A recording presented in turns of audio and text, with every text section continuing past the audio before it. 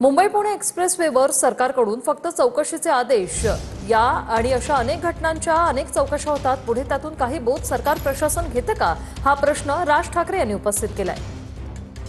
Tweet करत त्यांनी हा प्रश्न उपस्थित केलाय। मुंबई पुणे द्रुतगती मार्ग जवळपास 32 तास ठप्प होता। प्रवाशांचे कमालीचे यामध्ये हाल झाले आणि यानंतर नेहमीप्रमाणे सरकारकडून या प्रकरणाच्या फक्त चौकशीचेच आदेश दिले गेलेत। या आणि अशा अनेक घटनांच्या अनेक चौकशा होतात। पुढे त्यातून काही बोध सरकार किंवा प्रशासन घेतं का, हा मोठा प्रश्न आहे।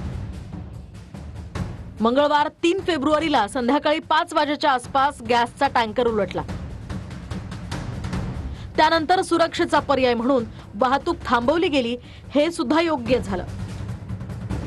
पण अशा घटना घडल्या तर काय काय उपाययोजना करून कमीत कमी वेळेत रस्ता मोकळा करता येईल, याचा कृती आराखडा प्रशासनाकडे तयार होता का? बाळासाहेबांच्या प्रेरणेतून हा द्रुतगती मार्ग उभा राहिला, त्याला आज 24 वर्ष उलटली। पण या काळात काय काय आपत्ती येऊ शकते, ना याचा विचार केला गेला, ना संपूर्ण रस्ता उत्तम दर्जाचा राहील हे पाहिलं गेलं। मधल्या काळात एकच गोष्ट तत्परतेने केली गेली, ती म्हणजे टोल वसुली। महाराष्ट्र नवनिर्माण सेनेचं टोलचं आंदोलन हे टोल घेण्याच्या बाबतीतलं नव्हतंच। ते होतं जर टोल घेता तर मग सरकार टोल वसूल करणारी कंपनी काय सुविधा प्रवाशांना देते याबद्दलचं। कालच्या घटनेनंतर हाच प्रश्न आहे की रस्ता बांधला आणि टोल वसूल केला, इतकीच सरकारची जबाबदारी आहे का? परवाच्या अर्थसंकल्पात मुंबई पुणे हाय स्पीड ट्रेनची घोषणा केली गेली। ती होईल तेव्हा होईल, पण त्याआधी मुंबई पुणे प्रवास सुरळीत करा। हल्ली मुंबई पुणे प्रवास हा नक्की किती तासात होईल याबद्दल कुणीच शाश्वती देऊ शकत नाही।